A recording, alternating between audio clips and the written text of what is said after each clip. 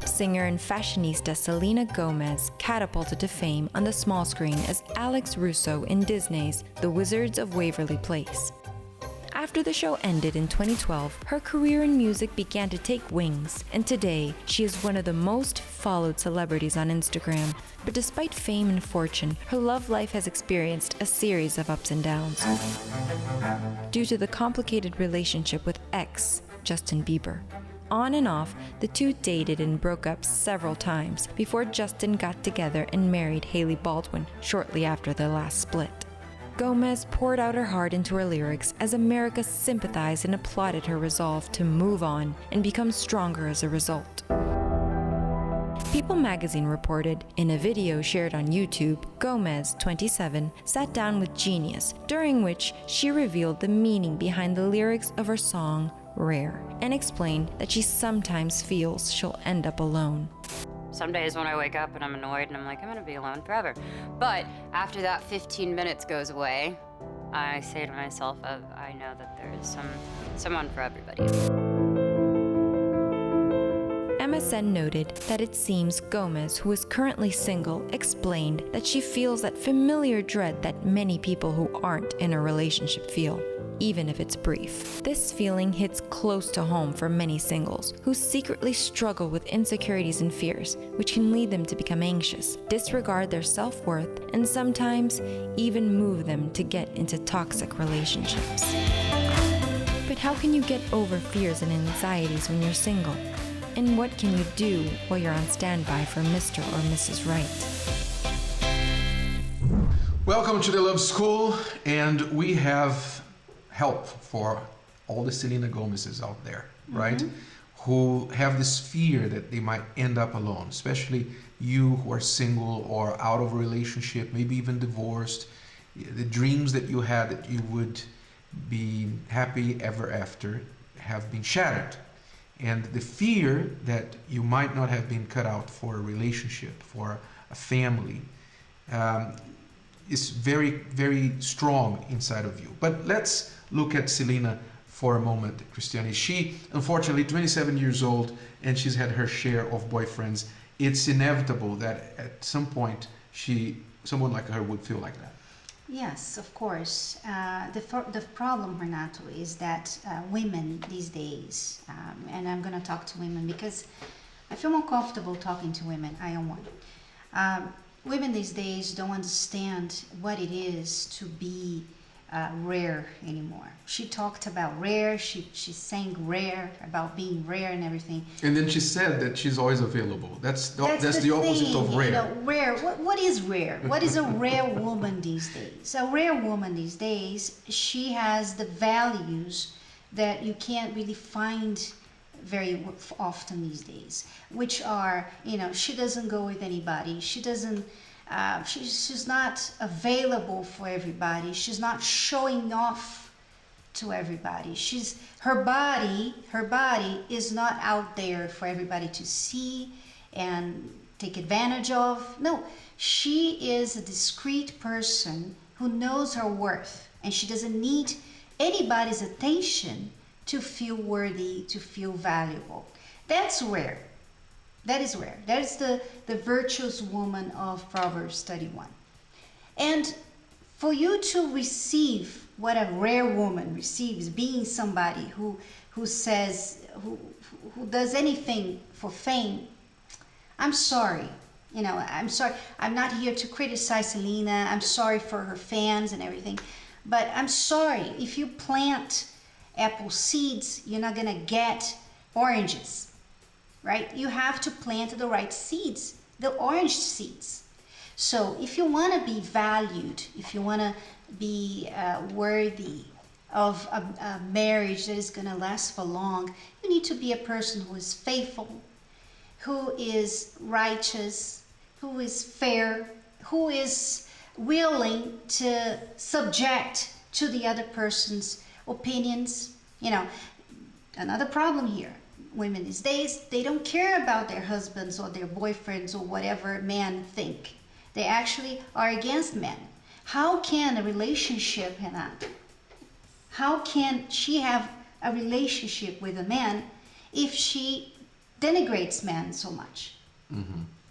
So that is not rare. That is what you're finding out there, and that's why there's so many single women, and not only 27 but 30, 40, 50 years old, alone, and even hardened, like their heart is hardened by the subject of love.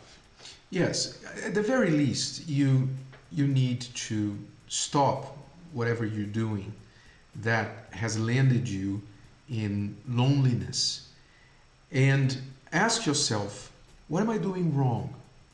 At the very least, you need to do that, because when we are getting the same results over and over again, continue doing what we've been doing will only guarantee more of the same. So whether you're 27, 37 or 50 or whatever, and you still haven't been able to settle down with anyone, and you have behind you a long string of relationships, right? You've got to stop and ask the question, what have I been doing wrong? What about my choices, the choice of man or woman that I choose, that I pick? What about how I behave in the relationships? What about how I make people who are in a relationship with me feel, whether they feel special or they feel like they come second, third, fourth, last after my career, after my job, after me and everything else that I put first before the other person? What have I been doing that is pushing people away? You need to take that look inside yourself and be very ruthless with that self-examination, because many people don't want to do that, Cristiane, because it hurts. What they will find out, even by hearing us say this, I'm sure there are people that are really hating us for it. You know, the truth hurts, but it's the truth that sets you free. If you want to stop suffering in your life, you need to come to terms with the truth. yes, you need to face the reality. That's what we did, for example, in our marriage. When we had a problem that we couldn't solve in our marriage, and all we could do was blame each other, right? I would blame her, she would blame me. And forever, in my mind, the problem in my marriage was this person here. And in her mind, the same, the opposite. I was a problem. But when we stopped to look at ourselves, what we were doing, how we were, that was harming our relationship, our marriage, that did two things. First, it hurt. It hurt because to admit that you are wrong, to admit that you are proud or less than adequate, or that you've been doing Selfish. you've been doing wrong things for years and defending it, right? Because that's the thing, you do wrong and you defend it, you stand by it, you fight for your mistakes. So it was hurtful when I confronted myself and realized that I had issues with anger. For instance, for those of you who haven't read our book, Bulletproof Marriage, I had a problem with anger where I would be angry at anything that Cristiane would do that would irritate me or annoy me. And then what would I do? Usually there are two responses to anger. Either you explode or you implode. I was the implosive person. I would implode. I would shut down, give her the silent treatment for days, and carry on. In other words, I was a repeat of my father, because I saw my father do that to my mom as I grew up, and I hated it. I hated the environment that attitude my father had towards my mom created in our home. I just hated it. I hated seeing my mom walking on eggshells to try and get my dad back around and back to normality. I hated that. And when I married, what did I do? I did the same, because I didn't know any different. All I knew about conflict resolution was to shut down. In other words, not to resolve it, not to confront it. So I had an issue with anger. And I had to confront it with me. So it hurt to see my father in me. But I had to take my father out of me for my marriage to survive. So two things that he did when we looked at it at ourselves. First, it hurt. It hurt me to see that about myself. It hurt you, I believe, to see how insecure you were about yourself. But then comes the good part. The good part is that you discover there is a way out. You can do differently. You can deal with these things. It's not the end of the world if you have an anger issue. It's not the end of the world if you are insecure. It's not the end. You are alive. You have a brain and you have faith, especially if you have faith in God. You have a God who can help you along the process of change. And when you realize that and you team up with God to make that change, then you can overcome yourself. Only when you realize what the problem is in you is that when you start seeing a way out. Because, when you came to terms with your anger and I came to terms with my insecurity, we stopped looking at each other and waiting from each other a change, and we started looking at ourselves and we started thinking, what can we do? What can I do about this insecurity? What can I change? How can I change my life? How can I stop being this jealous girl all the time? Why am I jealous? Why am I so insecure? Where is this coming from? How can I change that? So all of those things you start doing, and that's productive because then you have a north. The problem with the person not wanting to come to terms with the truth is that you don't have a north. You just keep, you just keep going in circles with your life, and time doesn't stop. So you're getting older and older with the same problems. Don't blame love. Don't blame people. You are just not looking at the right place. Yes, first you need a diagnosis and then the cure. You can't find a cure if you don't diagnose the disease, first of all. So Selena and all the Selenas out there, diagnose what your problem is, first of all right? And there's hope, there's a cure, all right? You're not gonna end up alone. And I keep thinking here, Cristiane, if it's hard for Selena. Yeah, who's beautiful, famous, and rich. Yeah, but that's not enough. It's not that it's hard, it's that people do the wrong things. It's not that hard if you do the right things, right? You hurt yourself when you insist on what doesn't work. But when you find out what works, it's much simpler. All right? We're going to find out now the story of this couple, Carlos and Marilia. Pay attention to their story, how they got it wrong many times, and until they learned simple things that they applied to their relationship, and it cured all what was wrong with it. Let's follow it.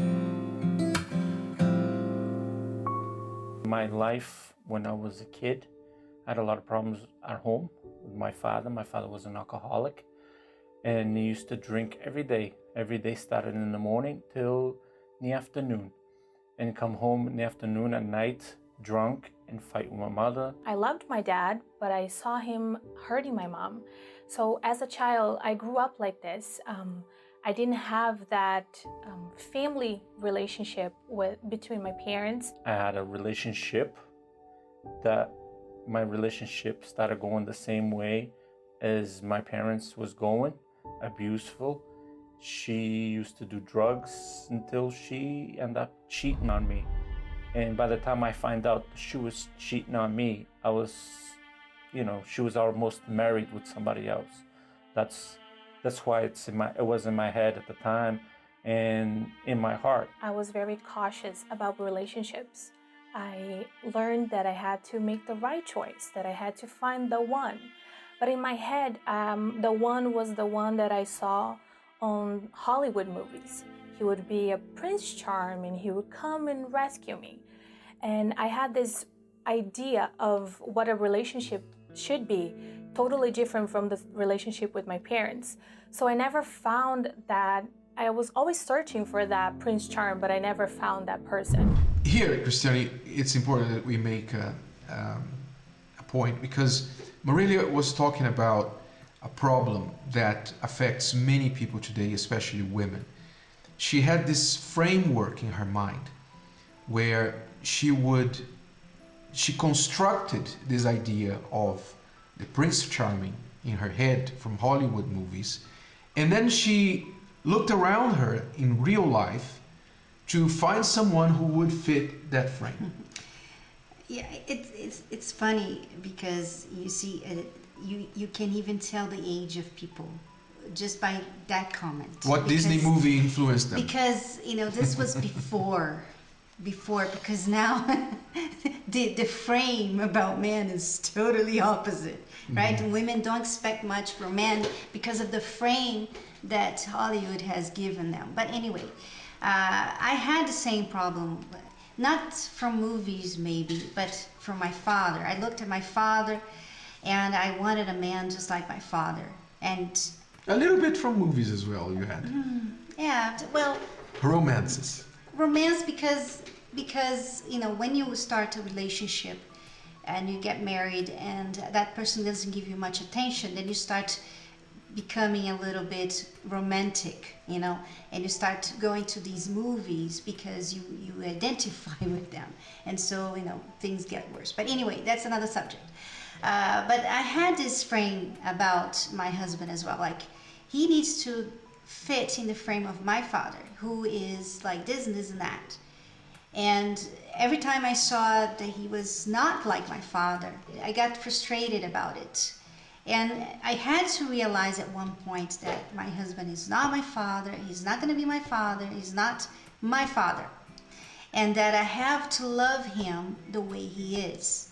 Of course, that things that are not good for the marriage are not going to be acceptable, but there are personality traits that I can't just cut off. Like a tree, you cut off the leaves that you don't like. No, your partner is who he is, and you have to understand him and you have to love him for that. Yes, if you want to be happy in a relationship, you need to be a student of people. You need to learn about people, how people are, how they work. People are complicated, but at the same time, they are quite simple, right?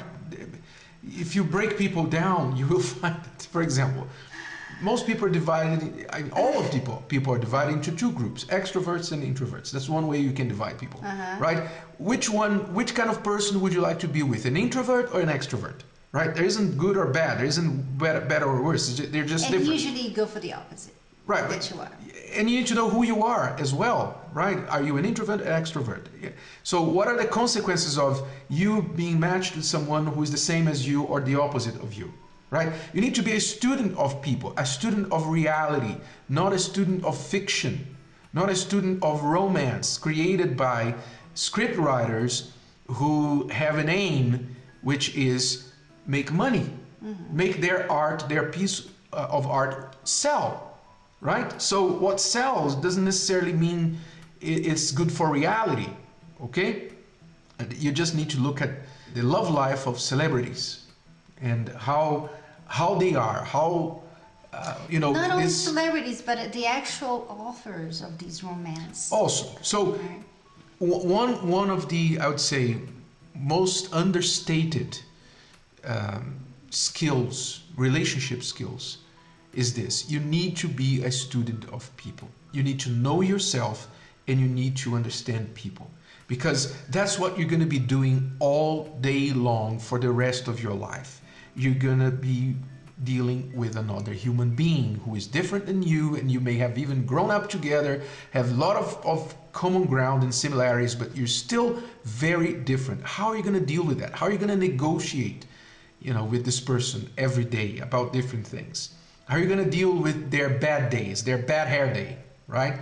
So you need to be a student of that. And instead of imagining a fairy, right, that's going to bring a Prince Charming for you.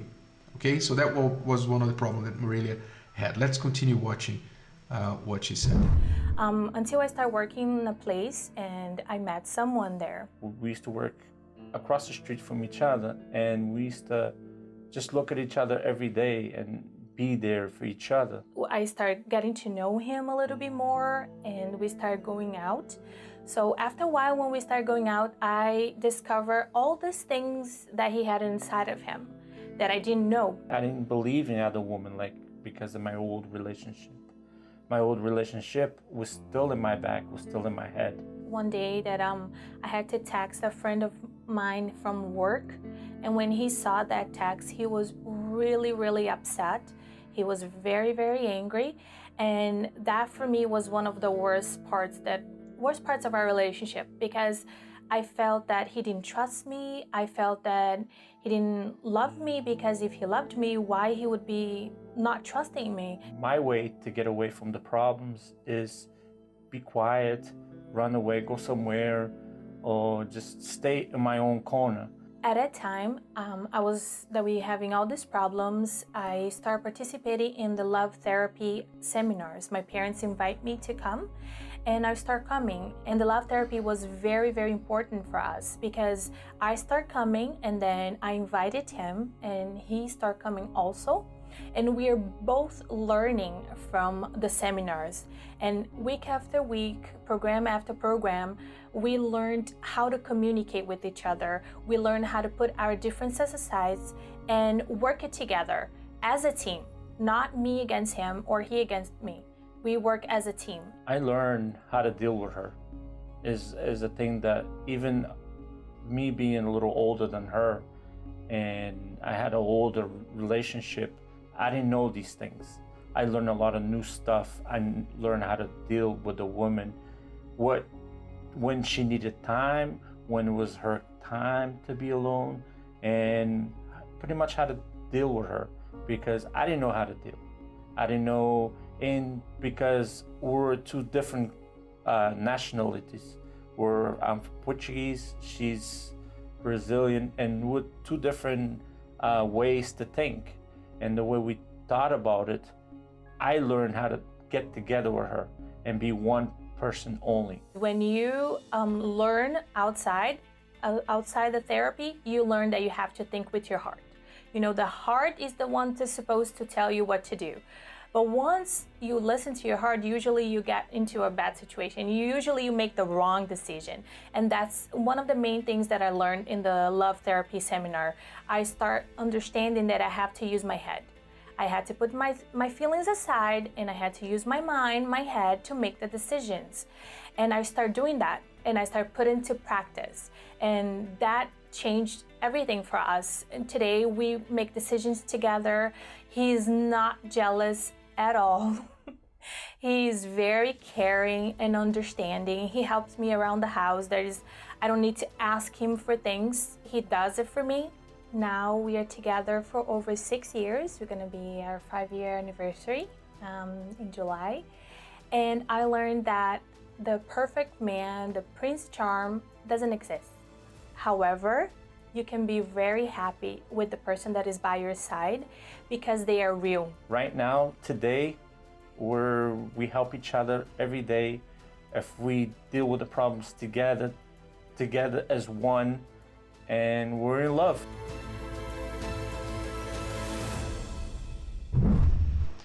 So reality is much better than fiction, much better. And you can be much happier. Now, two things, Cristiane, I saw from their story now, the last part. She was surprised at the beginning of the relationship how one text that she sent to a colleague at work just set him off. Why? Because he was still unhealed from the previous relationship where he was cheated on. And many people need to pay attention to that, because sometimes people are today paying the price, paying the bill from the ex. The punishment or the pain that the ex caused on this person who wasn't healed yet and entering a new relationship is still there. Yeah, that's why when you leave a relationship, by whatever reason it was, you have to always learn what you should have done differently, right? Say your husband cheated on you and he left you for another woman. usually you only look at that problem. Look, he cheated on me and he left me. So he's wrong. Yeah, he's wrong. He's wrong. But what was your mistake? Where did you make the mistake in your marriage? What was wrong with you? Because usually people don't look at what they do wrong. They just leave the relationship hurt because they've been maltreated or something. They leave hurt and they carry this hurt to the next relationship. They didn't learn anything from their side. They didn't decide, look, if this happens, this is what I'm going to do. I have to stop being like this because this could have helped also my spouse commit the adultery and so forth. You have to come clean. You know, you can't just leave a relationship that failed and go to another one and think, you know, this is a new one, everything's going to be different. That's not how it is. That's not how it goes. You are the same person that was in the other relationship that failed. So something that you did wrong. I'm not saying that the person cheated on you was your mistake, was your fault, but you have to see what was your mistake so that you can correct yourself, heal from whatever happened, you know, resolve. And this happens in the love therapy. A lot of people come to the love therapy also to get healed from past relationships. Yes. Maybe you're not ready to enter into a new one. You're hurt. You don't trust anyone else. The love therapy is for you to get healed, for you to learn to forgive yourself, forgive the other person, learn to change what you need to change, how to choose better next time, and so forth. So just by leaving one relationship to go into the next one is not going to leave all your problems behind. No. You're taking those problems from the last relationship to the new one. So what are you going to do with them? You're right. So if you want to get help, if you want to be healed from previous relationships that left hurt, a wound open in your heart, you're dealing with someone who is hurt and you can't help that person. And it's true, you can't heal what this person is carrying inside. The most you can do is get help for this person. And the seminars, the love therapy seminars, will also help you deal with someone who is hurting. So if you want to know more about and attend the seminar, which is free, by the way, you're not being sold anything here. We're not selling anything to you. We are inviting you to receive what we received, what helped us, and it's been helping thousands and thousands of couples all over the world. So if you want to be helped, pay attention now how you can find the love therapy seminar near you and take part this week. Have you ever heard that most of our interpersonal communication is nonverbal? So if you say that you can't wait to see someone, while your body language communicates that you really wish you had an excuse not to, without realizing it, your body is speaking much louder than your words. Have you ever been upset with someone you love, not because of what they said, but because of how they said it? Just like body language, our tone of voice can communicate volumes and cause a great deal of misunderstanding in a relationship. Healthy communication skills are the foundation of any relationship, and especially in marriage. But research has documented how differently men and women communicate and interpret information. Do you know how your spouse sees you? Are you sure you know how to communicate with them? Are you saying the right words but sending all the wrong messages with your body language and tones of voice? Come to our Therapy of Love meeting for practical teaching on healthy communication in marriage. The Therapy of Love is a meeting for both married and single people who want to get smart about love and allow God to heal and rebuild their love lives. To learn with David and Evelyn Higginbotham in person, come to the Houston Universal Church at 7075 Southwest Freeway between Bel Air and Hillcroft every Thursday night at 7 p.m. Also, at every Universal Church location.